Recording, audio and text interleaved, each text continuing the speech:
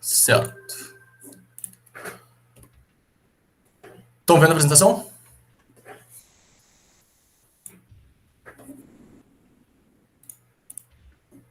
Então tá. Bom dia a todos, então. Hoje eu vou apresentar o meu trabalho de conclusão de curso em Engenharia Espacial.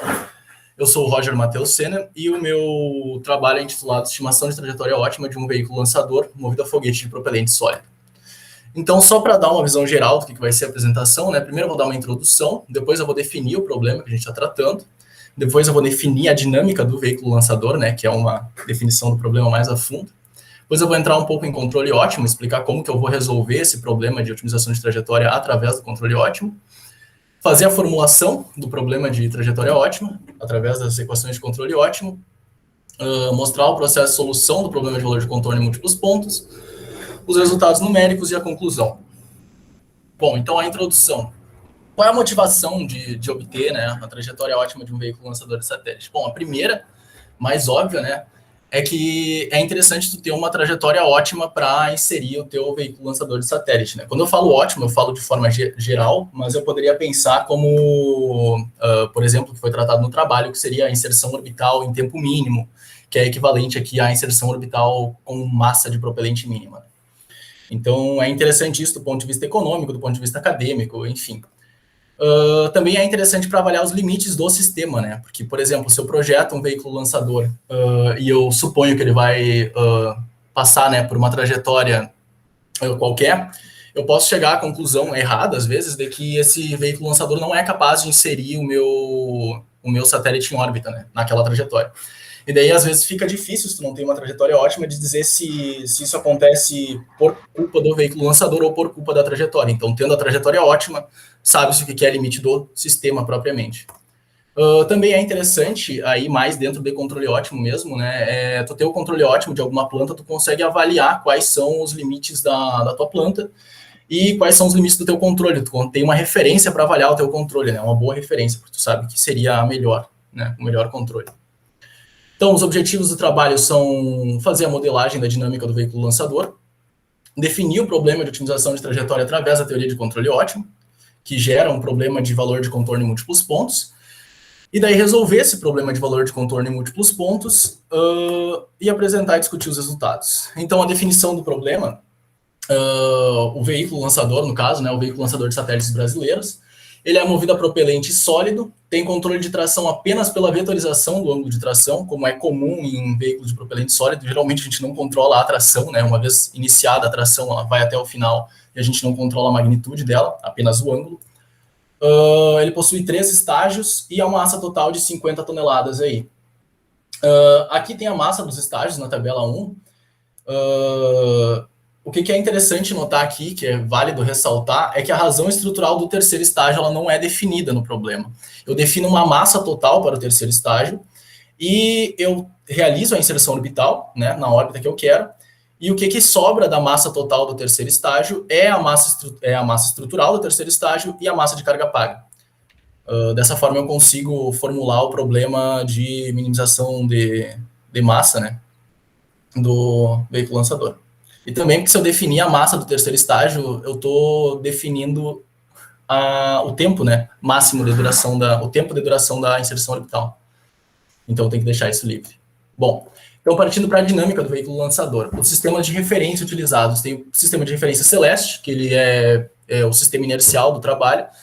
Ele tem o eixo, o plano XC-YC no plano equatorial. O XC aponta para estrelas distantes e não gira junto com a Terra.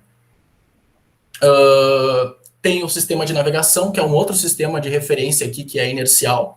Ele tem, o detalhe dele é que ele tem o eixo XN passando pelo ponto de lançamento no instante de lançamento, mas ele não gira com a Terra, então ele fica parado no espaço, né, enquanto a Terra vai girando ao longo do lançamento. Ele é definido pela longitude celeste e pela latitude celeste. Bom, e aí o sistema de referência localmente horizontal vertical, ele é interessante para conseguir descrever as forças gravitacionais no veículo, né? Ele é um sistema que tem origem no centro de massa do veículo lançador, que tem o eixo Y apontando na direção da velocidade da órbita, né? e o eixo X apontando na direção externa na direção radial da órbita. O eixo Z, ou seja, o plano YZ é o plano da órbita, e o eixo Z aponta no sentido externo da órbita. Esse sistema de referência localmente horizontal, localmente vertical, ele é definido como tendo pelo ângulo sigma, que é o complemento da elevação, e pelo ângulo epsilon aqui, que é o azimuth da navegação, que é um pouco diferente do azimuth que a gente usa, porque ele não é definido com relação ao norte, né? Bom, então o sistema de referência do corpo é um sistema de referência que também tem origem no centro de massa do veículo lançador, mas que gira junto com o veículo lançador, diferente do sistema localmente horizontal vertical, que não gira junto com o veículo lançador, ele está sempre apontando para o centro da Terra. Ao contrário, no caso. Enfim, o sistema de referência do corpo, então, ele é definido por uma rotação em x de φ, aqui, e de π meios menos beta em z. Esses ângulos aqui, o φ e o beta, então, eles acabam sendo os ângulos de controle da nossa planta. Por que é considerado isso? Na verdade, no sistema real, né, o controle seriam a vetorização da tração, né, os ângulos do vetor de tração. Mas a gente pode considerar que como a tração se mantém mais ou menos alinhada ao longo da trajetória, né, isso é causado pelo sistema de controle do veículo lançador, eu posso considerar que esses ângulos, na verdade, são os ângulos de controle, que é como se eu girasse o veículo inteiro ao invés de girar apenas a tração. Bom, então, se o lançamento for realizado no plano orbital e se o veículo se mantiver nesse plano, a gente consegue dizer que a velocidade W, que é a velocidade em Z, e os ângulos φ e epsilon são nulos. Se a gente ainda assumir que a força normal, a força aerodinâmica normal, a que seria que vem do plano para fora do plano orbital, né, é nula, a gente consegue chegar nessa dinâmica aqui, que é a dinâmica utilizada no trabalho. Onde a gente tem a descrição dos estados, né? Aqui a gente tem a velocidade do veículo lançador, nas velocidades do veículo lançador no sistema localmente horizontal vertical e as acelerações aqui. É interessante notar que ele depende, claramente da tração no iésimo estágio, da força aerodinâmica no axial, né, no iésimo estágio, e da força aerodinâmica normal também no iésimo estágio. E essas forças aerodinâmicas, elas dependem da velocidade relativa, dependem dos ângulos aerodinâmicos, e acaba que elas são todas, exceto a tração, né, as forças aerodinâmicas, no caso, elas são todas funções dos estados. É importante isso, porque depois a gente precisa tirar as derivadas desse sistema e isso tem que ficar claro. Bom, a gente também supõe, né, que a massa, que a taxa de variação máxima de cada estágio é dada por uma constante. Ela é constante em cada estágio, assim como a tração também é constante em cada estágio. Bom, então partindo para o controle ótimo. Qual o objetivo do controle ótimo, né? É minimizar um funcional J, de modo que a restrição dinâmica F, aqui eu apresentei antes, e as restrições de interface psi sejam satisfeitas. Então, tem umas definições que são importantes. Primeiro que é importante atentar para o fato de que, como eu tenho 3 estágios, eu tenho 3 fases no meu problema. Em cada uma dessas fases eu tenho uma dinâmica definida, que é dada pela equação 2. Ou seja, eu tenho a dinâmica FI na fase I. E ela é válida dentro do tempo da fase anterior até o tempo da fase, que seria o TI, que é o tempo da interface, no caso. Bom, também é importante definir que x de TI menos é o estado no tempo anterior à interface, né? No instante anterior à interface, enquanto que x de TI mais é o estado no tempo posterior à interface. Aí a gente consegue definir o nosso índice de desempenho aqui. O índice de desempenho é importante notar também que ele é um funcional, ou seja, ele é uma função de funções. Ele depende da função dos estados no tempo e do controle no tempo e do tempo explicitamente. E ele é composto por uma função dos estados anteriores e posteriores às interfaces e de uma função que avalia os estados e o controle e o tempo, né, ao longo de toda a trajetória. A função psi, então, a restrição de interface, psi, né, ela é definida por um conjunto de p funções que dependem dos estados anteriores e posteriores a cada interface. Também é interessante a gente definir a Hamiltoniana. Ela é definida como sendo o L lá do índice de desempenho, mais o vetor de coestados lambda, vezes a dinâmica F. Ele é definido para cada fase, no caso. Bom, então para resolver o problema de controle ótimo, a gente aumenta, né, o nosso índice de desempenho de forma parecida como a gente resolve problemas de minimização com restrição para funções, né? A gente aumenta o nosso índice de desempenho com as restrições, daí eu tenho multiplicadores de Lagrange para as restrições de interface e para as restrições dinâmicas. Aqui é interessante notar que as restrições de interface, elas não são funções do tempo, enquanto que as restrições, que os multiplicadores de Lagrange, né, no caso, que os multiplicadores de Lagrange da interface não são função do tempo, e que os multiplicadores de Lagrange associado à dinâmica são funções do tempo, porque a dinâmica tem que ser satisfeita em todos os passos de tempo. Então, para conseguir minimizar isso daí, a gente realiza a primeira variação desse índice de desempenho aumentado, e a gente vai estar em um extremo quando esse índice de desempenho for igual a zero. Então, as condições para que esse índice de desempenho seja igual a zero estão apresentadas aí na equação 7. E, enfim, elas acabam formando, né, um problema de valor de contorno em múltiplos pontos. Eu tenho uma condição de transversalidade, que define quanto tem que ser a minha hamiltoniana em cada interface. As condições dos coestados, né, que definem quanto que tem que ser os coestados em cada interface, anterior e posterior às interfaces. Eu tenho a minha restrição, a dinâmica dos meus coestados, né, que ela tem que ser satisfeita, ou seja, uma equação diferencial mesmo que tem que ser satisfeita. Ela é igual à derivada da hamiltoniana com relação a x, negativo disso, no caso. E eu tenho que satisfazer também a restrição de estacionalidade, que é a derivada do controle, a derivada da hamiltoniana com relação ao controle tem que ser nula. Isso são condições necessárias para o mínimo, né? Uma outra condição necessária, que aqui acaba sendo usada como condição suficiente, mas enfim, é que a derivada segunda da hamiltoniana com relação ao controle tem que ser maior do que zero. E uma propriedade importante, que é bastante utilizado, é que para um sistema que é invariante no tempo e para um índice de desempenho também que é invariante no tempo, que não é função explícita no tempo, né? Sistema também que não é uma função explícita do tempo, a gente tem que a derivada da hamiltoniana com relação ao tempo é nula. E como aqui no problema a gente vai ver depois que a derivada da hamiltoniana, que a hamiltoniana no tempo final tem que ser nula, e a derivada dela é nula também, a hamiltoniana acaba sendo, para esse tipo de problema, nula ao longo de toda a trajetória. Então essa é uma maneira de a gente checar o nosso resultado, né? Isso é importante.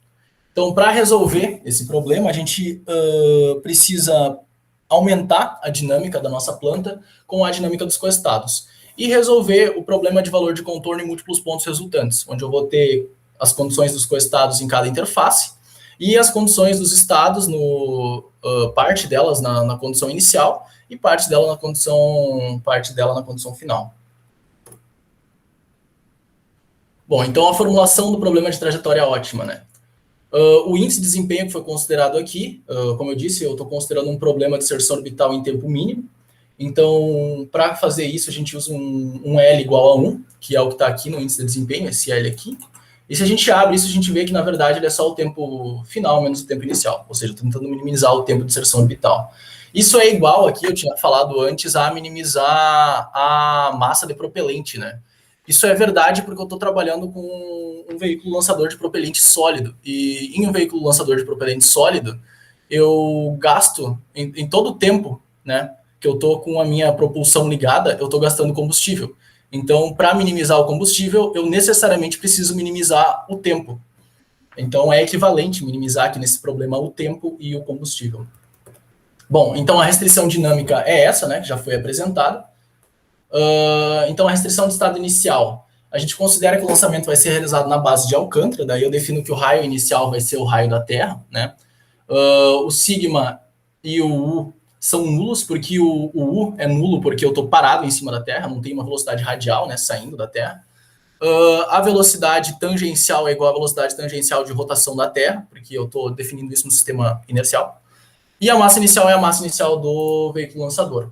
Bom, a restrição de estado final é a restrição para uma órbita circular, né? Eu quero atingir uma órbita circular de 692 mil quilômetros, né, de altitude, e para isso eu preciso ter o meu raio igual a 7.071 vezes 10 na 6 metros.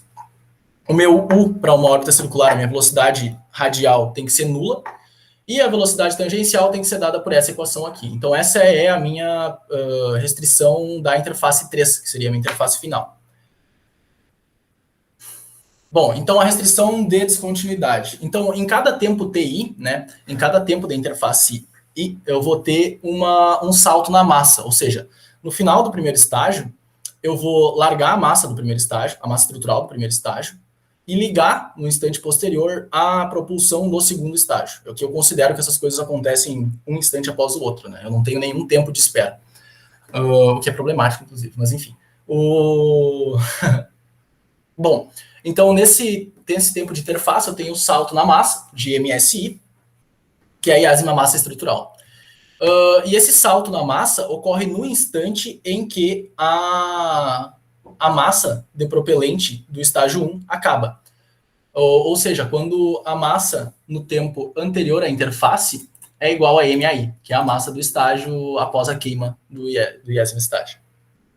Bom, para isso, então, eu tenho que as restrições de interface, né, de descontinuidade para o estágio 1 e para o estágio 2 é dada por esse psi aqui, onde eu tenho, basicamente, eu estou dizendo que os estados antes e depois da interface são constantes, exceto a massa, que quando atinge a massa AI, tem um salto na massa da dinâmica.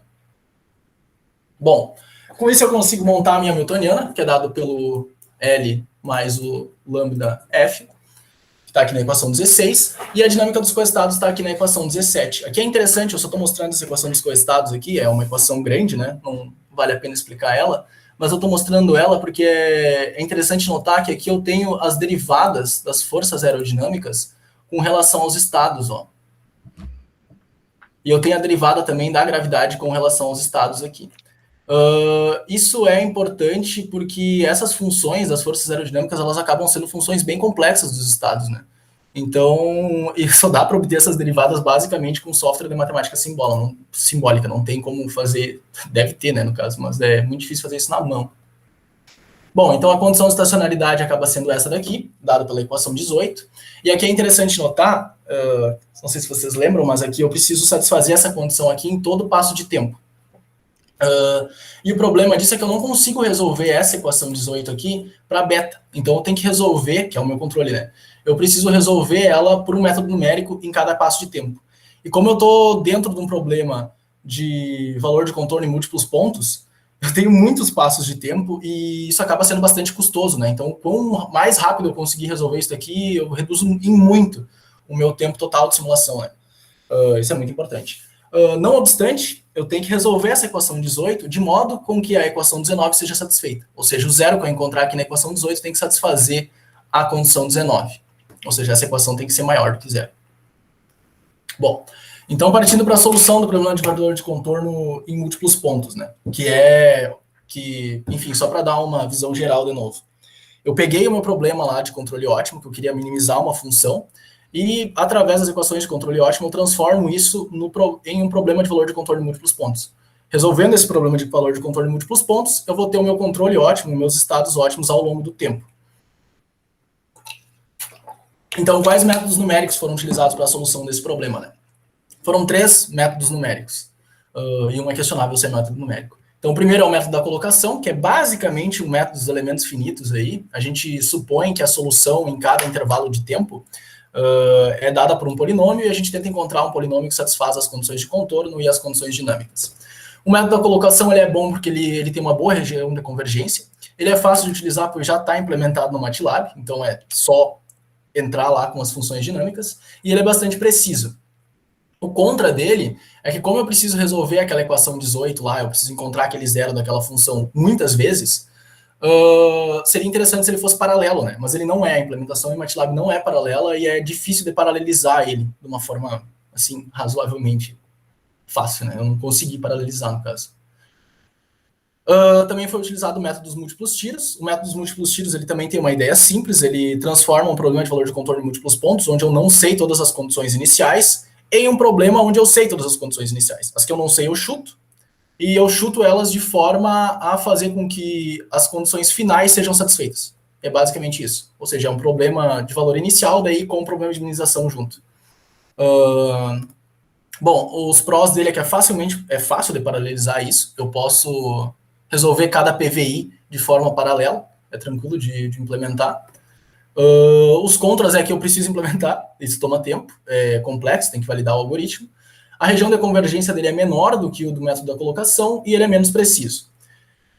E eu utilizo também o método da continuação, que é menos um método numérico e mais uma metodologia, assim, para resolver o problema. Eu explico ele melhor aqui. O processo de solução, então, pelo método da continuação, ele se dá dessa forma. Primeiro, a gente obtém uma solução para um problema mais simples, que é definido por uma dinâmica similar e com índice de desempenho também similar. E as restrições de interface, elas também não precisam ser iguais, elas precisam ser similares. E similar fica a critério do projetista mesmo. E daí, para obter essa, então, aqui no trabalho, né, para obter essa primeira solução inicial, foi utilizado o BVP5C, porque ele tem uma melhor região de convergência.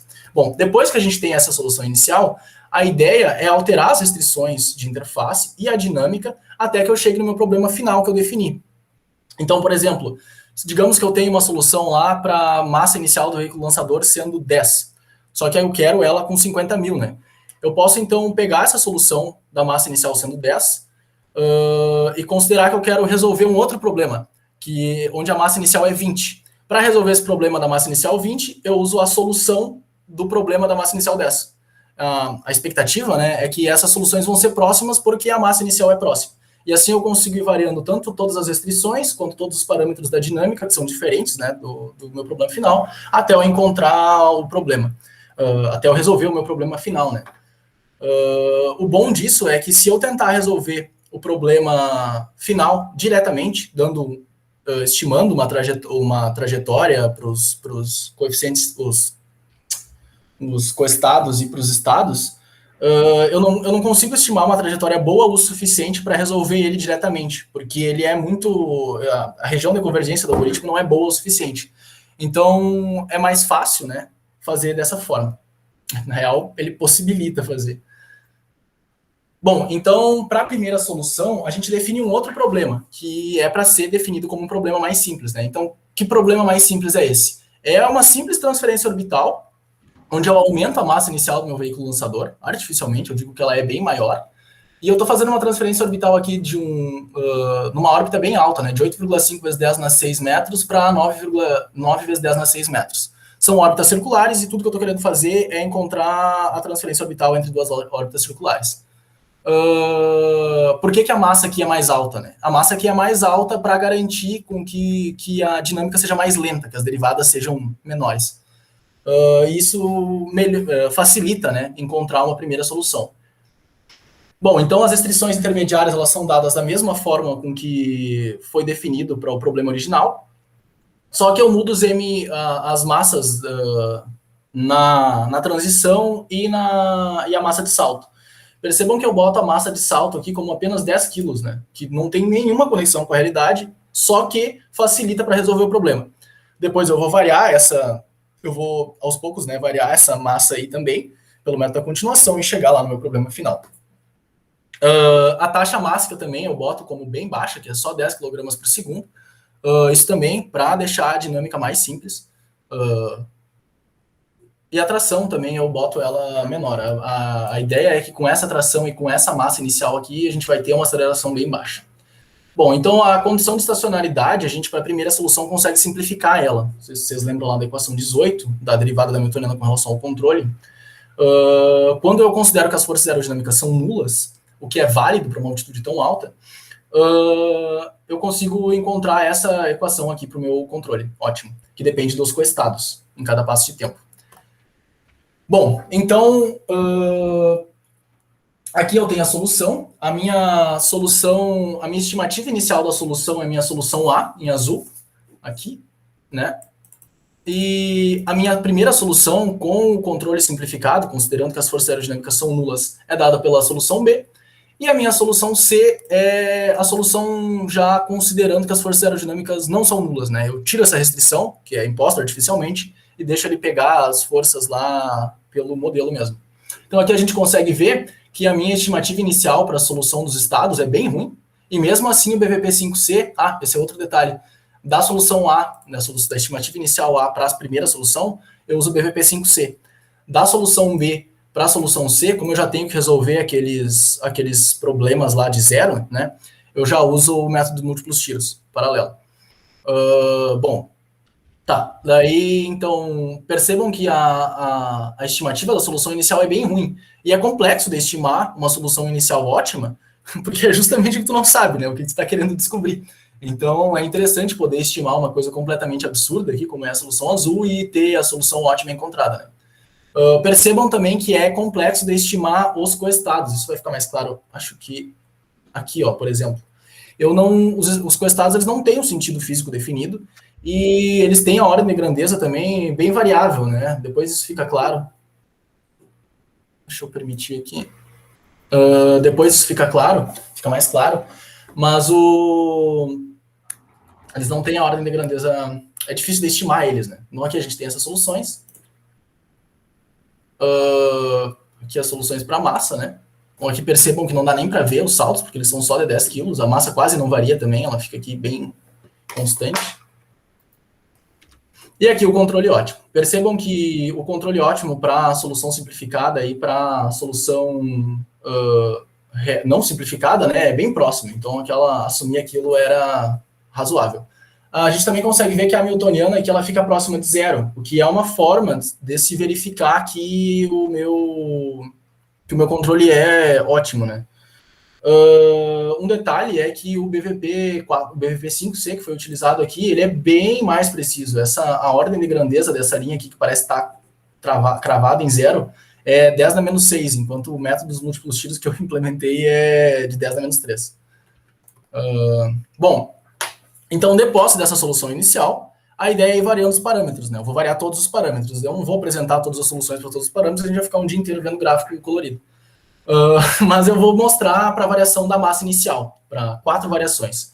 Eu começo com a solução verde, com a massa inicial grande lá, supondo lá que seja essa daqui, eu não sei se foi essa que eu utilizei, que eu peguei essa solução inicial e botei para a próxima, mas enfim, esse é um dos passos intermediários aqui. Então, eu começo com uma massa inicial grande, que é a solução em verde, eu diminuo essa massa inicial, uso a solução em verde como estimativa inicial, para tentar encontrar a solução azul e encontro a solução azul. E assim eu vou fazendo consecutivamente, né? Usando a solução de uma como condição inicial para outra. Aí a gente consegue ver aqui essas soluções, né? E assim eu vou variando todos os parâmetros até chegar no meu problema final. Tem um problema que é interessante, é que se eu dou um passo muito grande, por exemplo, aqui, ó, da solução verde para a solução azul, a gente consegue ver que a velocidade V aqui tem mais ou menos a mesma forma, só que ela é menor, né? Então, o comportamento dela é mais ou menos razoável. Isso é mais simples para o algoritmo encontrar, então, essa solução. Ou seja, encontrar a solução azul dada a solução verde.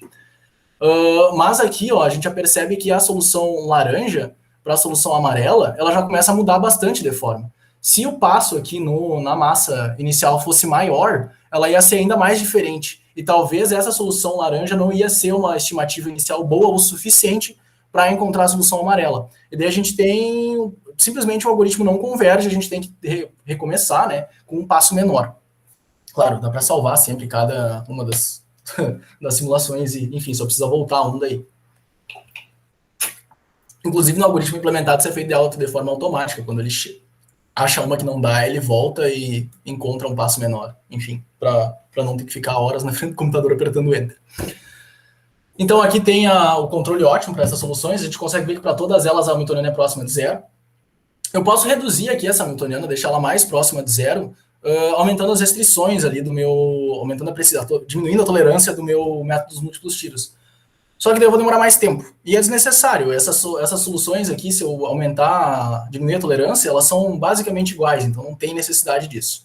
Bom, então a gente faz isso, como eu disse, para todos os parâmetros, e daí a gente vai encontrar a solução final, que é essa daqui, que seria a solução de inserção em trajetória, a solução ótima, né, para inserção em trajetória, para inserção em órbita. A gente consegue ver aqui o raio, né, ele é meio esperado. Percebem que os coestados aqui eles têm um comportamento difícil de prever. Enfim, aqui a gente tem os coestados da velocidade radial e tangencial. Aqui a gente consegue ver, primeiro, deixa eu... Aqui, ó. Que aos 63 segundos a gente tem aqui a troca dos estágios, né? E aqui eu tenho uma descontinuidade na derivada das velocidades radial e tangencial. A gente não tem isso na troca do segundo estágio, ou pelo menos ela não é tão pronunciada a ponto de ser visível visualmente, né? A minha suposição é que isso se dê por uma relação com as forças aerodinâmicas, né? Então percebam que é bem rica a forma dessa solução ótima, ela não é trivial de chutar e é difícil de esperar que a solução ótima vai ser essa, assim, por sei lá, pensando nela, o que é bem interessante. Então, esse comportamento eu acho que se relaciona com os efeitos aerodinâmicos. E os coestados eles têm uma forma complexa e é difícil de estimar, por isso que justifica o método da continuação, né? Porque tentar chutar esses coestados aí é muito difícil, a gente não tem nenhum parâmetro, nem para a ordem de grandeza deles. Então, o método da continuação que possibilita esse tipo de solução. Aqui a gente tem a variação da massa, né, ao longo do tempo. A gente consegue ver que ela varia linearmente, tem os saltos na massa aqui, como definidos, e ela acaba aqui antes da massa inicial zero. Então, essa massa inicial aqui, que é de 400 e poucos quilos, 1.200, eu não lembro certo agora, mas essa é a massa que eu tenho de carga paga, para essa inserção ótima, no caso. Também conseguimos ver aqui os coestados, que eles são descontínuos. Então a massa segue o comportamento esperado, respeitando os saltos. Os coestados também apresentam descontinuidades nos mesmos tempos. E esse coestado também é difícil de estimar por causa dos saltos, que também a gente não consegue definir a priori quanto que é o tamanho desse salto. Tem que só resolvendo o problema. Aqui a gente tem o controle ótimo, né? Que é o ângulo beta. A gente consegue ver que a Hamiltoniana é nula, mas o controle ótimo, a gente consegue ver que a partir daqui de mais ou menos 200 segundos, a gente tem um controle que aponta para dentro da Terra, né? Então, primeiro eu começo o meu foguete lá a 90 graus, mais ou menos a 90 graus. Eu estou tentando jogar toda a tração para cima, estou tentando levantar o meu foguete. Depois eu viro ele para ter um maior ganho na trajetória, na velocidade radial. Só que em algum momento aqui, eu tenho que, após, né, esse tempo aqui, eu tenho que botar o foguete apontando para dentro, né? E isso parece estranho, porque não parece exatamente ótimo, né? Mas a gente tem que lembrar que a gente tem um veículo lançador de propelente sólido. Então, como eu tenho que inserir em tempo mínimo para minimizar a massa de propelente, acaba que se justifica assim. A gente poderia mitigar, né, essa ação, que é conhecida como retrofoguete, pela otimização da massa de propelente de cada estágio. Ou se a gente tivesse o controle de tração, controlar a tração, mas daí a gente não está tratando de um foguete propelente sólido. A gente consegue também perceber que a Hamiltoniana é praticamente nula. Novamente, eu conseguiria reduzir mais essa Hamiltoniana, a solução não ia mudar, eu não mostro isso, mas ela não ia. Enfim, só que é mais custoso computacionalmente, então por isso que eu não fiz. A gente consegue ver também que demoram apenas 325,95 segundos para completar a inserção orbital. Bom, então partindo para as conclusões do trabalho. Nesse trabalho, então, foi resolvido um problema de inserção orbital ótimo, através do veículo lançador de satélites de 3 estágios de propelente sólido.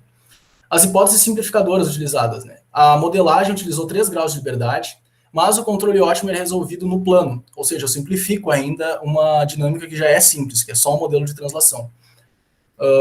E daí eu tenho que assumir lá, se vocês lembram que toda a minha inserção em trajetória é feita no plano orbital, o que é um pouco restritivo. O modelo de tração considerado é constante, longe de estar longe da realidade. O modelo gravitacional é bastante simplista, ele não considera perturbações gravitacionais, né, o que pode ser relevante na inserção de uma inserção orbital ótima, né, pode ser que a trajetória ótima dependa bastante dessas perturbações. O modelo aerodinâmico considera o número de Mach, o que é bom, porque ele é mais realista, né. Se desconsideram restrições que são extremamente importantes, que é a máxima pressão dinâmica e a máxima força lateral. Num problema real, isso teria que ser considerado, mas é complexo de implementar isso e a solução do problema se dificulta bastante, tanto numericamente como analiticamente, né? Então não foi implementado, mas é interessante notar que para um problema real teria que ser. Uma coisa interessante é que foram consideradas essas descontinuidades na massa, né?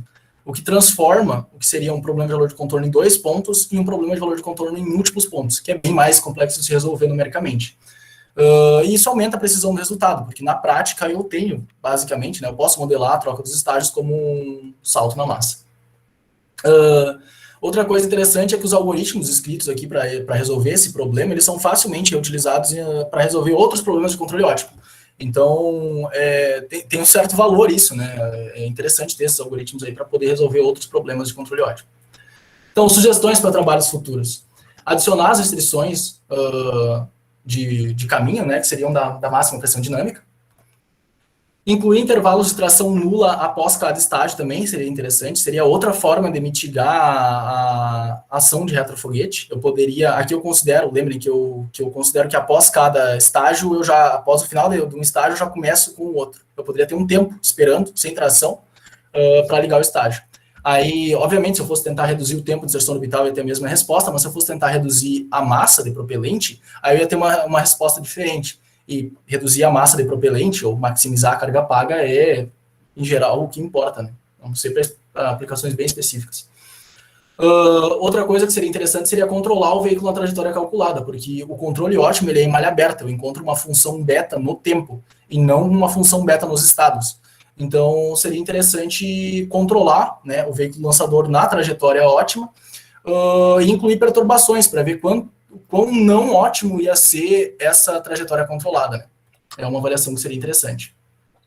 Também poderia se avaliar a possibilidade de se utilizar outro algoritmo para a solução desse problema, um que não parta que não tente resolver o problema de valor de contorno gerado pelo problema de controle ótimo. Daí a gente poderia utilizar a otimização do estrutural dos estágios e técnicas de controle mais avançadas, inclusive. Bom, essas são as referências que eu usei. E é isso. Se alguém tem perguntas agora. Então, o André está com o microfone aí, André. Você quer falar alguma coisa? Eu botei o celular aqui, porque o computador é problemático. Então, Zanetti, tu pediu para iniciar, né? Se for de acordo com o do Lucas, daí a gente coloca a palavra aí do Zanetti. Lucas, isso pode ser? Tá bom, obrigado. Então, deixa eu só abrir aqui o documento. Eu posso parar o compartilhamento de tela ou vocês vão precisar dos slides? Eu acho que não vou precisar, não. Tá. Mas pode deixar, né? De repente o Lucas vai precisar, o André. Tá, depois eu abro isso, por caso. Tá. Então, só um pouquinho. Tá. Então, parabéns, o Roger. Parabéns pro André também, né? Acho que o trabalho ficou bem legal. É um assunto assim, não é simples, né? Porque justamente essas questões de modelagem, quando tem descontinuidade, não é simples de resolver, né? Então os resultados acho que refletem isso, né? Mas assim, eu gostei bastante assim do texto, né? Não tenho nada assim muito significativo para adicionar. Só uma questão ali que você começou falando de empuxo, depois você mudou para tração, assim, até no mesmo parágrafo, né? Na página 16, então acho que só uniformizar isso, ou fala só empuxo, ou fala só tração, né? Que senão dá uma confusão ali. E aí, depois eu achei que tudo certo, né? Talvez alguns comentários ali na hora de referenciar o sistema de navegação também, que você fala dele estar perpendicular ao horizonte, né? Aí isso quer dizer normal à superfície do esferoide, né? Isso, exatamente. Então, é que perpendicular ao horizonte eu fiquei achei estranho assim, né? E aí eu acho que é melhor normal, falar sim, que é normal. De fato. Aí, mas o resto, assim, achei bem legal, não tem muito a criticar, assim, o trabalho, gostei bastante, né? A única coisa que chamou atenção, né, que eu coloco como sugestão, né, como para trabalhos futuros, da mesma forma, né, que o empuxo nulo ele afeta, né, a trajetória ótima, a variação de empuxo, como é um motor propelente sólido, né, dependendo da seção do núcleo, né, do grão, ou melhor, você usa diferentes seções de núcleo para ter diferentes curvas de empuxo, né? Sim. E aí tem umas seções de núcleo que dão os picos, tem seção que é progressiva, que aumenta, tem seção que é decrescente, ela aumenta, diminui o empuxo. Então, usar o empuxo constante é uma aproximação para um trabalho preliminar, tal, é legal, mas acho que um trabalho futuro, acho que ficaria bom considerar essas variações de empuxo, porque com certeza isso vai afetar a ação de controle da planta, né? Sim, então, acho que no geral é só para ver se a planta consegue ajustar a trajetória quando tem essas variações, né? De empuxo, né? Se ela é robusta o suficiente para ser a variação, né, do empuxo ser para ela ignorar totalmente a variação do impulso, né? Será que ela ignora? Não sei. Tem que fazer uns experimentos aí numéricos para ver se não afeta a trajetória, né? Sim. Ou se não afeta a capacidade da planta em corrigir a trajetória. Sim. Eu tenho, né, essa curva de tração. O problema é que eu teria que fazer essa curva de tração como uma função no tempo. E daí eu ia perder a propriedade da Hamiltoniana ser nula ao longo de toda a trajetória, o que é uma forma de conferir. Então, para um trabalho preliminar, eu preferia aproximar isso, dizer que é constante, e daí eu ganho aquela propriedade que eu posso conferir o meu resultado, né? Então, foi mais nesse sentido. Não, beleza, é só, como eu disse, não tem nada para criticar da metodologia, foi só questão de trabalhos futuros, né? Que aí sim. É uma extensão que eu acho que é bem relevante. Que é meio óbvia, assim, né? Porque o grão tem essa característica, né? Depois que começa a queimar, não para mais, né? Um motor a propelente líquido é mais fácil de você ter lá o empuxo sob controle, né? Agora no grão não tem jeito, né? Então ele vai queimando, né, de dentro para fora, e aí dependendo de como eles fazem as seções justamente para ter algum controle no empuxo, né? Mas fora isso, o resto eu achei que eu gostei bastante do trabalho. Deixa eu ver se eu tenho mais algum comentário aqui que eu anotei.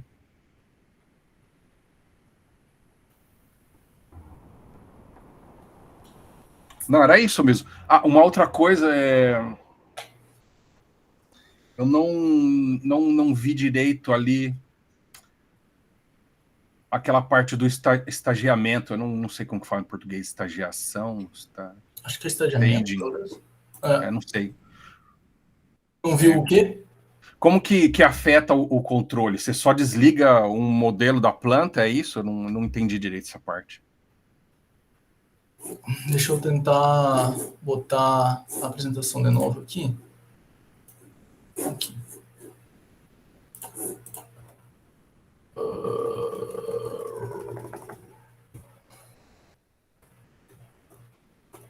Tá.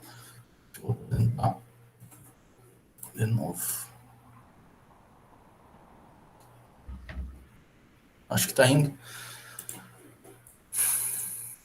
Então, a ideia aqui é que eu resolvo o problema de controle ótimo, eu considero as restrições de interface, né? Uhum. Então, as restrições de interface, elas conectam, de certa forma, um controle de uma fase, de um estágio, com o controle do outro estágio. Tá, então tem restrição de interface, é isso? Isso. Beleza, tá bom. Então, acho que eu posso encerrar, né? Então, parabéns pelo trabalho, né? Parabéns para o Roger, para o André. Agradeço também o convite aí de ter participado da defesa, ter lido o trabalho. Eu gostei bastante, né? Fiquei bem contente, né? Mostrou bastante competência aí na área de controle, né? Controle ótimo, né? Desenvolvimento de algoritmos numéricos. Então, isso é uma coisa bastante importante, né? Principalmente uma indústria aí que está crescendo, né? Acabei de ver uma notícia aí agora, próxima indústria trilionária, a indústria aeroespacial. Então, espacial, né? Na verdade, né? O ramo espacial. Então, eu acho que esse tipo de trabalho vai ter cada vez mais relevância aí no futuro. Obrigado. Então, parabéns para todos envolvidos, e eu fico aqui em stand-by, então, para a hora que precisar, porque eu tenho que agora focar na reunião do departamento. Tá certo. Obrigado. Falou. Boa reunião lá.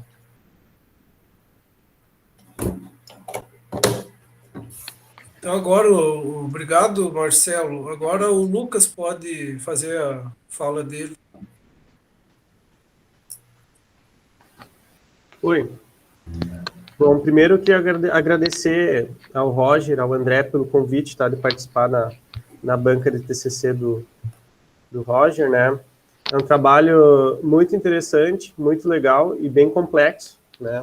Bem complexo pela complexidade dos métodos numéricos utilizados, né? E toda a modelagem dinâmica e os métodos numéricos. Para um TCC, é um trabalho, assim, bem forte mesmo. Uma questão, Roger, e assim, ó, foi bem complicado de conseguir entender algumas coisas aqui, viu? Inclusive, eu senti uma falta de tentar ver, de entender essa definição, assim, encontrar o problema de controle ótimo das referências, né? Encontrar a referência ótima dentro do contexto de controle de uma aeronave, né? Isso é uma coisa que eu senti falta, que eu acabei entendendo melhor agora com a tua apresentação. Uhum. Viu? Isso daí seria um cálculo feito de forma offline. Isso. Né? Faz offline o cálculo para obter qual a trajetória ótima, ali, as referências ótimas de ação de controle e tudo mais. Eu senti essa falta ali de como é que seria em relação ao contexto geral do controle do VLS, viu? A ideia é que essa trajetória ótima ela é uma referência, no caso, para o sistema de controle do VLS, né? Ela é calculada offline em geral. Se tivesse um algoritmo rápido, que desse para resolver em tempo real, que não é o caso desse, longe disso, daria para tentar utilizar uma técnica de controle mais avançada, tipo um controle preditivo, alguma coisa assim, com esse tipo de controle em malha aberta, daí fecharia a malha de certa forma, né? Mas, enfim, é isso aí mesmo, ele gera referência, né, em malha aberta. Pois é, eu senti falta, assim, de tentar entender melhor onde é que está inserido dentro do sistema, no total, isso daí. Daí, em função disso, tu acha que esse método poderia ser utilizado, talvez, no modo Predictive Control, alguma coisa assim, um modelo preditivo, de controle preditivo, um horizonte finito ali, né, de cálculo? Eu acho que... Para mudança em tempo real de referência? Eu acho que esse algoritmo não. Porque ele falha. Não é raro ele falhar do procedimento, né, de eu dar os passos lá e tentar fazer a convergência da solução. Não é raro com que o algoritmo simplesmente não convirja. Eu tenho que voltar lá e fazer isso acontecer. Sem contar que ele é muito lento mesmo. Tem outras técnicas, tem outras abordagens para resolver esse problema, que daí tu não tenta resolver pelo problema de controle ótimo, né, formulado da maneira desta forma, e tu tenta chutar diretamente uma função, tenta aproximar uma função de controle pelo polinômio lá, por um polinômio, e daí tu encontra, né, a função que minimiza, tu faz de forma mais direta, né. Então, eu acho que seria mais adequado fazer dessa forma, sabe? Utilizando um outro método numérico, uma outra formulação para resolver esse problema. Mas é interessante, né? Botar isso em controle preditivo, né? Porque tu ia ter um controle excepcional, assim, para várias plantas que são extremamente não lineares, tu ia conseguir ter um controle muito bom. Então, é um negócio muito interessante mesmo. Será que já tem algum fabricante, por exemplo, a SpaceX, como que é a Virgin, que estão em alta agora, né? Eles utilizam algo assim de calcular inicialmente a trajetória ótima como referência, ou será que eles fazem em tempo real? Será que tem alguma ideia sobre isso? Então, eu imagino que eles calculem a trajetória ótima, porque, enfim, né, não é tão impossível, uma empresa grande vai economizar muito dinheiro com isso. Então, eles devem fazer isso. Será que eles fazem offline? A pergunta é se eles fazem offline, será antes como uma base, e depois vão modificando pequenos incrementos ao longo do tempo, quem sabe? Pois é, eu não sei. A minha referência que eu utilizei, a maior parte, né, das referências que eu utilizei, das coisas que eu utilizei, vieram de uma referência que era a tese de mestrado de um ex-orientado do Paglioni. Ele implementa, né, ele segue um pouco adiante, ele implementa lá uma técnica que é baseada na trajetória ótima, que seria a técnica das correções repetidas. Então, eu não sei se eles utilizam isso, se isso é atual ainda, se eles continuam utilizando esse tipo de metodologia, Mas interessante, né? É um negócio é um dos temas que eu quero estudar ainda, porque eu acho muito, muito legal mesmo essa possibilidade aí. Como assim? Nesse mestrado, ele toma dessa ideia de pegar a referência calculada offline de forma ótima e mudando no longo do tempo, mais ou menos? Assim, eu vou explicar de forma rasa, né? Porque eu não cheguei aí mais a fundo nesse tipo de controle. Mas tu meio que lineariza o teu controle ótimo em torno da referência ótima, e daí se tu tem pequenas variações, tu consegue ainda corrigir ele, tu consegue trazer para o controle ótimo, de certa forma. Entendi. Tá. E outra questão interessante ali, no caso, tu tá considerando como se o controle lá do ângulo beta tá perfeito, né? Como assim? O controle do ângulo beta, que é a tua referência aí que sai do teu algoritmo, sim, tu considera ele como sendo perfeito. Isso. Será que a dinâmica desse controle, quanto que ela vai influenciar ali no resultado, né? A dinâmica o tempo desse controle, né? Tu incluiu isso? O tempo de resposta desse controle, né? Não, isso não foi incluído, não está na dinâmica. Daria para incluir na dinâmica e resolver o problema com a dinâmica do controle, né? Aí a gente teria como fazer isso, né? Mas daí a gente teria que modelar a dinâmica do controlador, no caso, né? Pois é, nem que fosse simplificado por um filtro passa-baixos, né? Sim, um filtro passa-baixo de primeira ordem, alguma coisa assim. Essa é uma ótima sugestão para um trabalho futuro também, é bem interessante. Mesmo porque tu não tem como garantir, né, que o teu controle é muito mais rápido do que a mudança da referência. É verdade, não tem como garantir mesmo. Aqui o controle, a única coisa que eu assumo é que o meu controle ele consegue seguir essa referência de controle, né?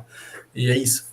Se ele conseguir, a gente vai ter a resposta mostrada, mas se não... Se tu modelar isso, talvez, por um filtro passa-baixo de primeira ordem, que seja, sim, né, talvez já seja uma aproximação razoável ali para considerar, né? Sim. Só um momento que bateram aqui na porta. Uhum.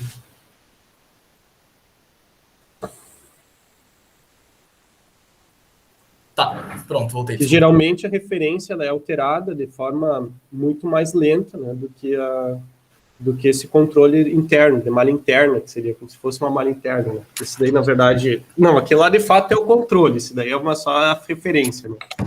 Mas, de qualquer forma, talvez modelar esse controle malha fechado, com sistema de primeira ou segunda ordem, já seja suficiente para ver se, de fato, não vai modificar um pouco a tua trajetória ótima aí, de referência. Seria bem interessante também de ver isso, né? De comparar essa trajetória ótima, considerando e não considerando a dinâmica do controle, né? Ver quanto que ia mudar e quanto que isso acarreta, né? Na massa de carga paga que tu pode inserir em órbita, por exemplo. Sim. Bom, alguma coisa vai modificar. A gente não sabe quanto. Pode ser coisa muito pequena, mas... Pode ser relevante ou não, né? Tem que resolver para ver. É isso aí. Bom, mas é isso daí. Então, tu tem tudo implementado no MATLAB, né? A dinâmica, todos os métodos numéricos. É interessante mesmo. E essa ideia ali, de pegar num ponto que seja mais fácil de resolver, depois ir modificando os parâmetros até chegar no limite. Essa ideia é interessante mesmo, essa metodologia que tu utilizou, esse método que tu utilizou, né, para resolver.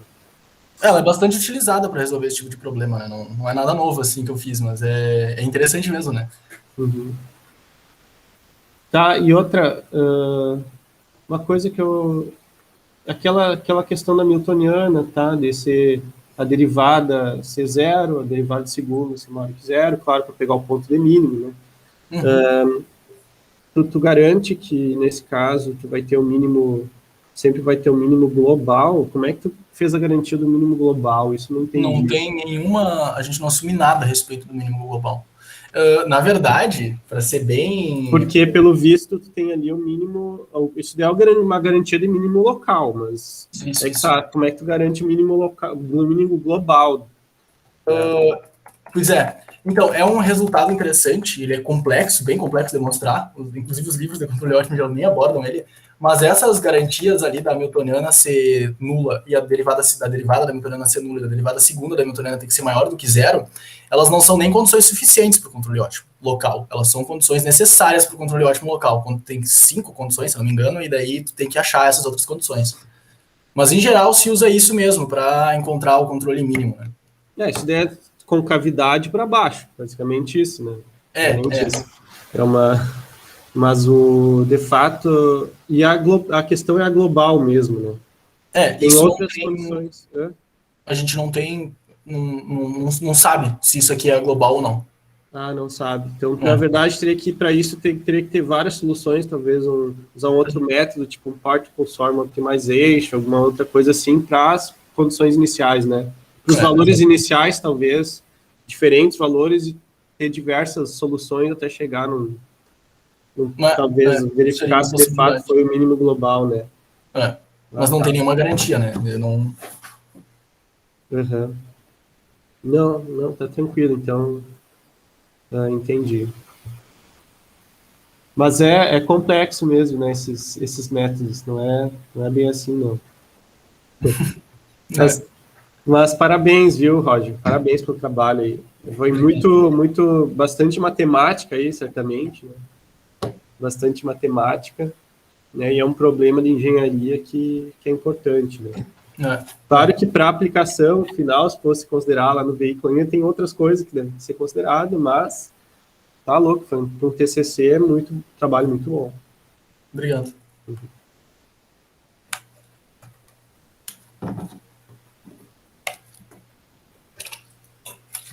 Lucas, obrigado aí pela avaliação, pela leitura do TCC. Eu alterei ali o documento do Google Docs, eu alterei o formato ali que eu salvei, daí vejam ali o Marcelo e o Lucas se agora conseguem editar para colocar as suas notas. E daí depois eu vou tramitar ali pelo portal de documentos da UFSM para registrar a ata de TCC, né? Daí não precisa incluir nenhum tipo de assinatura nesse documento aí do Google Docs. Sobre o trabalho do Roger, tem que dar os parabéns a ele, né, pelo esforço, né, trabalho bastante trabalhoso. Também tem que reconhecer né, a origem desse trabalho. Foi o professor Paglione, né, que trouxe esse tema para o Roger na época em que ele era professor colaborador. Ele orientou o Roger por um bom tempo, e daí com o retorno, né, do professor Paglione, que tinha um contrato temporário, eu permaneci, né, como responsável aí pela avaliação do trabalho do Roger, mas basicamente quem fez o trabalho foi o próprio Roger, né? O meu papel foi tirar alguma outra dúvida do Roger e também fazer a correção do texto. E ao longo da correção, né, e ao longo das interações aí que eu tive com o Roger, eu procurei colocar, né, o aspecto importante aí do aprofundamento matemático, mas também tentei esclarecer para ele a visão geral do problema, né, onde esse cálculo se encaixa dentro de um projeto real, de um trabalho real, e eu acho que cabe, né, compartilhar essa observação com todos, né, até para os alunos que estão fazendo ou que vão vir fazer o TCC, esse cálculo, né, de otimização usando esses métodos de múltiplos tiros, eles são já uma etapa mais avançada de projeto, né? Tanto que a profundidade e a complexidade das contas, né, que o Roger fez, programou já já estão, né, num nível além do nível aí visto na graduação, mas ao pular, tem o lado positivo disso, né, que é se envolver com um assunto avançado, com um assunto de ponta, mas também tem o lado negativo, né, em que se pulam as etapas conceituais. Então, em qualquer aplicação acadêmica ou, ou da prática industrial aí, quando se usa uma técnica matemática profunda como essa, é num estágio já muito avançado de projeto ou análise, onde várias outras coisas preliminares foram definidas anteriormente. E já no trabalho do Roger, ele não acompanhou, né, essas etapas preliminares, essas escolhas preliminares, por isso que às vezes fica um pouco confuso, né, saber explicar a origem das coisas ou saber dar até uma sugestão de trabalho futuro, né? Esse trabalho, né, ele foi feito num contexto lá dos anos 90, né, em que o VLS realmente já estava bem adiantado em seu projeto e já tinham questões específicas a serem respondidas. E mas para um trabalho conceitual, né, para um trabalho de graduação, para aprender a usar a ferramenta, teria mais algumas observações, né? A primeira observação é por que escolher esse índice de desempenho?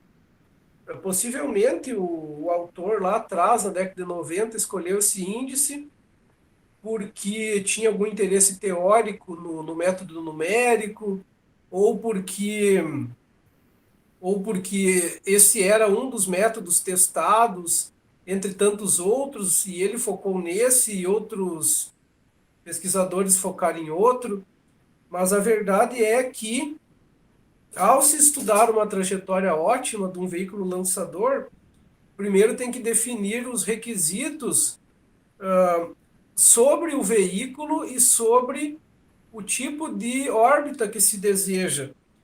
E para esse veículo, principalmente depois do trabalho do Roger chegar ao fim, se verifica que o problema de tempo mínimo não é o mais adequado.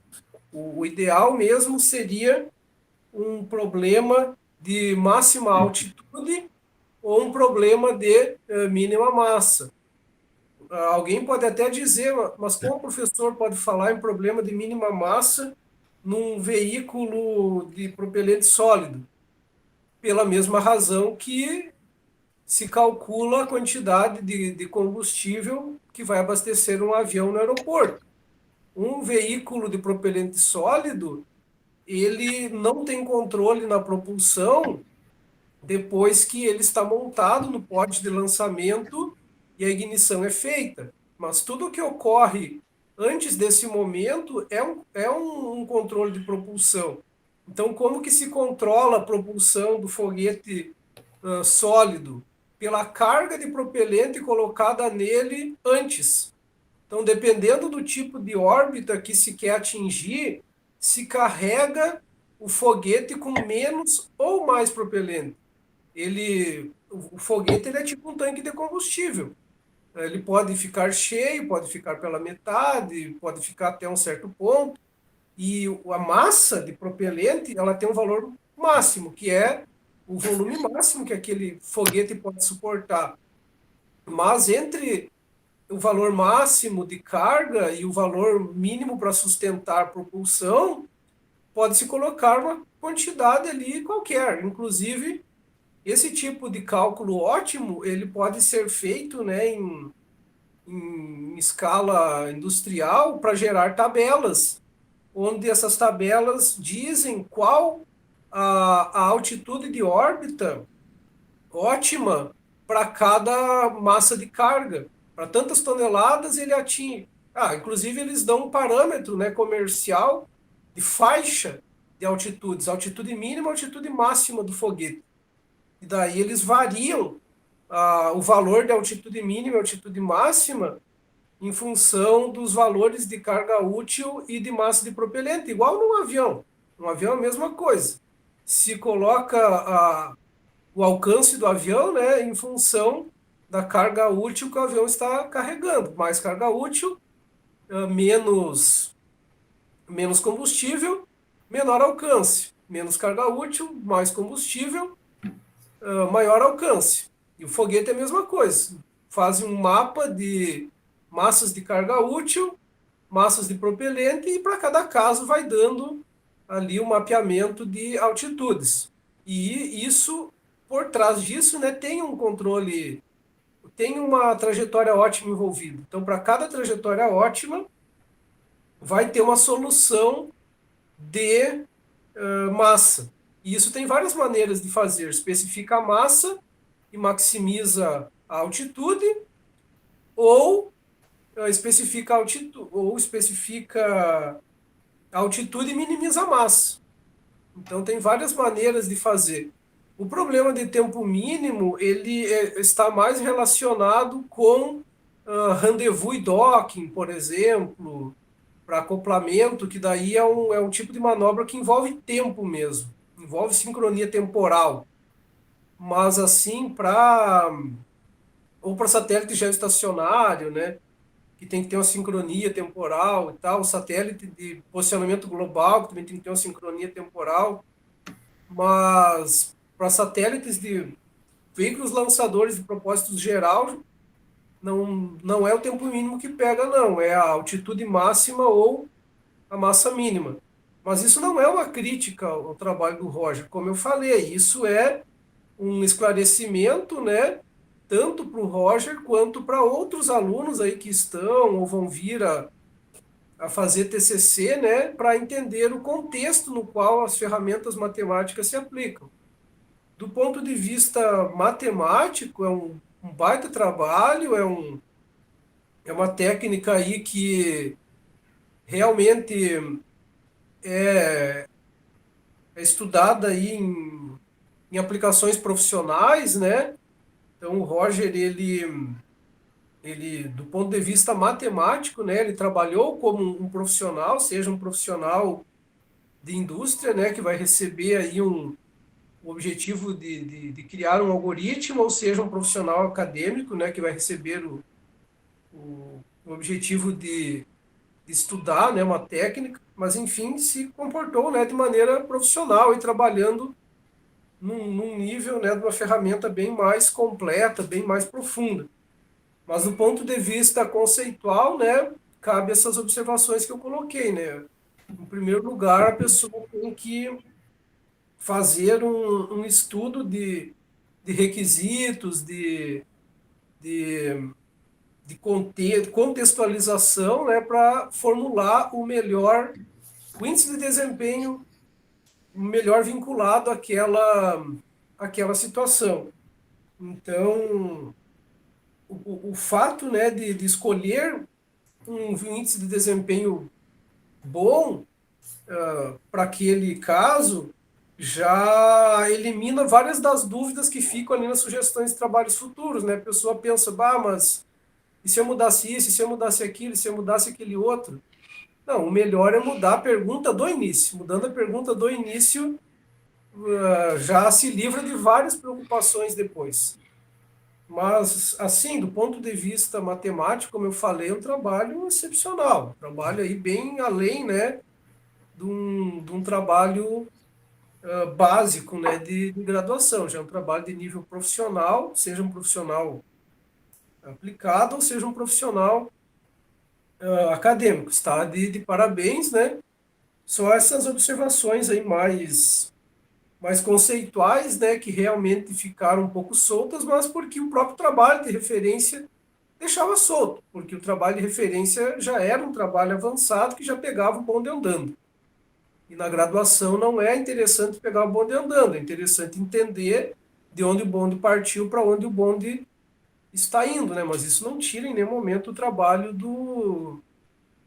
tira o mérito do trabalho do Roger, né? É um trabalho muito bom, ele está de parabéns. Então, tinha mais para falar isso, desculpe aí se eu me alonguei, e minha parte aí está encerrada. Só peço de novo aí, né, para o Zanetti e para o Lucas se colocar a avaliação lá no, no texto.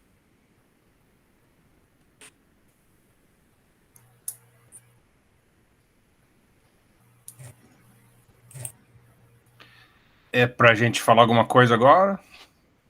Eu já botei Se lá vocês também. tiverem... Ah, tá. Deixa eu só ver aqui, então, tem aqui a nota... terceiro examinador. Segundo, não sei... Segundo é o Zanetti, né, que eu coloquei na lista aqui. Eu sou o segundo? Eu achei que era o terceiro. Na No lista final... eu coloquei segundo porque foi o segundo a falar, né? Ah, tá. Não, é porque no TCC eu tô em terceiro aqui na Tá, lista. então eu troco a ordem aqui. Eu troco a ordem aqui no documento. Só dou um Ctrl C, Ctrl V aqui e troco a ordem. Que eu coloquei a ordem da defesa. Então, Lucas o segundo, Zanetti terceiro. Tá, corrigi aqui. Então, você já... Tá, e daí tem aqui a... Tá faltando a nota do segundo examinador. O Lucas está digitando agora. Na verdade, eu já tinha digitado. Acho que... Eu vou colocar de novo. Eu já calculo aqui na calculadora. Não sei se algum aluno aí, o Roger, teria alguma coisa para falar enquanto a gente calcula as coisas aqui. Então, só sobre o índice de desempenho, né? Ele minimiza, sim, o tempo, mas para o problema que eu propus, ele é igual a minimizar a massa, né? Então, ele é um pouco válido nesse sentido. Mas não foi mesmo a preocupação do trabalho calcular, encontrar um índice de desempenho que fosse adequado, um índice de desempenho que fosse melhor, né, para uma determinada aplicação. A ideia era mesmo pegar uma dinâmica qualquer. Eu também não tinha interesse específico pela dinâmica, por isso que inclusive eu utilizei um veículo lançador que, enfim, antigo, né, de uma referência antiga já. Poderia pegar um veículo lançador mais novo, enfim, calcular coeficientes aerodinâmicos melhores, mais atualizados. Eu não fiz isso. A ideia foi focar mesmo na parte do controle ótimo e na otimização da trajetória, né? Que daí, enfim, é o mesmo trabalho. Se eu fosse fazer contra a dinâmica, ia ser a mesma coisa. Então, tentei não gastar muito tempo nisso. Que já foi um trabalho bastante custoso em tempo e, enfim, em serviço, né? Dessa forma. Viu, Roger? No fim, a questão, tu nem precisava ter aplicado de fato, ter o controle ótimo nisso, né? Poderia ter sido feito de outra maneira, outra forma de resolver o problema de otimização. Certo, com certeza, com certeza. Mas a minha ideia era justamente ter contato com o controle ótimo, entende? Não era resolver, o meu foco não era resolver esse problema, mas sim resolver esse problema por controle ótimo. Através de controle ótimo, a solução do problema de otimização. Então. Exato, eu poderia, a minha ideia seria tão feliz para mim fazer isso sobre um pêndulo invertido ou sobre, enfim, qualquer coisa. A ideia era mais o controle ótimo, que eu queria ter esse contato. Porque, de fato, não foi em controle, né? Foi só offline. Exato. É isso aí. Usou o método para solução. Isso. Roger, eu tenho só uma dica mesmo, né? Nem... Falando. Excelente trabalho. Dá uma olhada em modelagem utilizando já o... Seu trabalho. E aí tu elimina certos problemas. Ah, sim, certo. Porque aí, na verdade, tu vai descrever a tua dinâmica com as equações de Hamilton, né? Com coordenadas generalizadas, as acelerações dessas coordenadas generalizadas e a derivada do momento generalizado. Né? Sim. Tem o teu hamiltoniano já descrito na tua própria modelagem inicial, e aí tu não teria que colocar... Aí eu não sei, teria que ver o problema de controle ótimo, né? Mas eu acho que daí tuas restrições estariam diretamente ligadas não com estados correlacionados ali, mas com até forças de restrições. Aí teria que ver, não sei. Mas interessante o negócio de avaliar. Eu não cheguei a ver isso, não. Criaram, assim, uma metodologia chamada porta hamiltoniana, já pensando nesses tipos de problema de controle ótimo, porque em alguns problemas é difícil tu dizer qual é o hamiltoniano do teu problema, né? Uhum. Aí o pessoal pensou, bom, e se a gente começar, então, a modelagem com o hamiltoniano? que é a soma da energia potencial mais a cinética, né? Sim, interessante. Aqui a Hamiltoniana, ela considera também o índice de desempenho, né? Então é interessante notar isso, que não é só uma questão da dinâmica da planta, eu tô levando em consideração também o que eu quero minimizar, né? Então não sei como é que funciona, mas é interessante saber que tem essa porta Hamiltoniana que tu falou. Tu pode fazer modelagem só utilizando as equações de Hamilton, né? A porta Hamiltoniana é quando tu pode inserir a dinâmica de atuadores, pode inserir molas, amortecedores e N corpos, né, no caso. Interessante. Isso focado em controle ótimo, sabe? Foi por isso que foi criada essa metodologia. Que massa. Eu não sabia disso, não. Interessante. Só fazer uns comentários aqui também, então. Tem tempo ainda? Pode falar. É interessante, né, que o problema de controle ótimo acaba virando, na verdade, um problema de guiagem ótimo, né? Quando tá em malha aberta, nesse caso. Mas a minha questão era sobre quando você faz a montagem lá do teu sistema dinâmico, você coloca a tua massa para dentro do teu sistema dinâmico, né? Faz uma dinâmica aumentada, justamente para poder manter o teu Hamiltoniano nulo em todo o teu domínio, né? Exatamente. Porque você sabe que a derivada dele é zero, por não ser um sistema, um funcional variante no tempo, você sabe que no final o valor é zero, então é zero em todo o domínio. Mas aí o Zanetti pontuou a questão de utilizar a massa variável, né? Pelo que eu entendi do problema, você poderia, nesse caso, ao invés de usar um valor constante por partes lá, ter tabelado o valor das derivadas das massas, das derivadas da propulsão, né, da variação de massa. E, no caso, você poderia fazer uma função definida por partes. Na verdade, você poderia definir até uma função contínua, né? Nesses intervalos onde você tem uma mudança abrupta, você poderia definir como uma variação muito grande de massa, uma derivada grande. Você poderia usar uma velocidade muito pequena, então isso não ia impactar na tua dinâmica, né? Não ia gerar um thrust significativo. E nessas ligações entre os períodos de mudança abrupta de massa e mudança, enfim, a função qualquer de mudança de massa, você poderia colocar tipo um atraso de transporte para garantir as derivadas em todos os intervalos. E aí, no caso, você teria um problema, nem seria mais um problema de valor de contorno em múltiplos pontos, né? Seria um problema de valor inicial e valor final, porque você teria a função da massa definida em todo o domínio. Teria algum problema nessa definição, assim? Então, daria para modelar dessa forma, só que essa derivada abrupta vai tornar a solução do teu problema numérico bastante complexa. Então, a tua convergência vai ser ruim, né? Tu vai ter um problema muito, muito abrupto. E acaba que isso acaba sendo um problema. Então, numericamente, acaba sendo mais fácil tu resolver o problema de valor de contorno em múltiplos pontos do que resolver esse valor esse problema por valor de contorno em 2 pontos, onde tu cria uma função da massa que tem essas variações abruptas, né? Porque assim, dessa forma, quando tem em múltiplos pontos, ela é comportada por partes, né? Ela tem as partes que são descomportadas, mas ali tu define uma interface. E daí tu consegue lidar de forma precisa, né? Sem uma aproximação assim complexa, essa que é botar na derivada, né? Uma derivada grande, tu consegue lidar com isso de forma mais simples. Acaba que é mais fácil de resolver por esse método. Inclusive, foi a primeira abordagem do trabalho, foi tentar resolver por um problema de valor de contorno em 2 pontos, tentando fazer uma função da massa assim mesmo no tempo. Eu ia perder a propriedade da Hamiltoniana, mas não seria um problema. Mas ele é muito difícil de resolver. Aí não consegue convergir para a solução.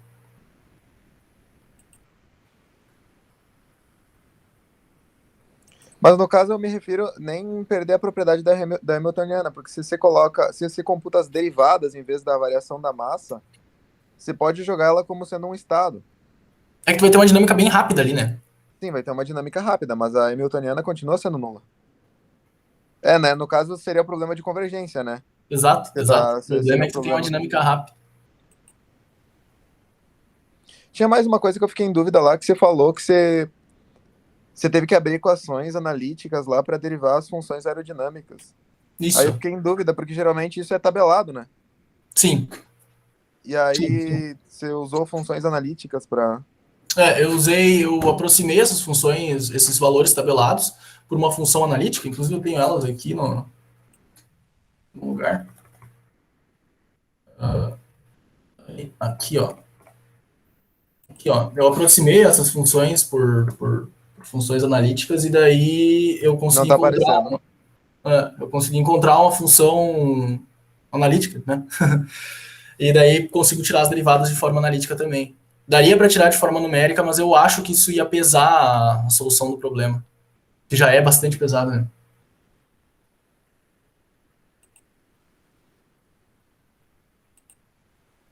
Mas Entendi, obrigado, obrigado. pessoal, pelas discussões, ó, bem interessante, né? Se bastante gente se interessou aí, é sinal de que realmente é um trabalho bom.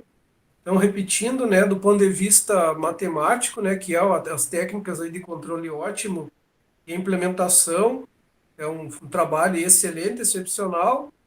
As observações que eu fiz mais foram nesse sentido da montagem mesmo, do problema que o próprio Roger falou, né, que não era o objetivo, né, mas esse tipo de observação é importante até para contextualizar, né, para os outros membros da banca e também para os alunos, né, para os outros alunos que estão aí envolvidos, até para os alunos, porque os alunos estão aprendendo, né, para eles, né, não ficarem com dúvidas. Sim. Então a gente fez as contas aqui, o Roger ficou com nota 9,5, parabéns aí, uma excelente nota. Já lancei aqui, eu já fechei a turma, então vê no teu portal do aluno que já está finalizado. Uhum. Então eu agradeço a participação de todos os alunos, todos os professores, do Roger, e eu desejo tudo de bom aí no seu segmento profissional e caso alguém tenha alguma palavra extra aí, então fica à disposição e daí em seguida encerramos a sessão. Muito obrigado aí a todos. Se alguém tiver Parabéns. alguma dúvida. Obrigado. Parabéns, Roger. Agora vai Obrigado. fazer o estágio? Eu já fiz o estágio. Então só se formar. Isso. Só acabar o semestre. Que bom, que bom. É. Então, próximo formando aí do curso. O Kennedy deve se formar também, né? Também no caminho. Quando você forma, Kennedy, também. Olha, no final desse semestre ou início do semestre que vem. Vamos ver quando eu vou defender o TCC aí. Tá certo. Isso aí, legal. Bom que apareceram até ingresso do curso aqui, né? Para participar, assistir a defesa. Muito legal isso.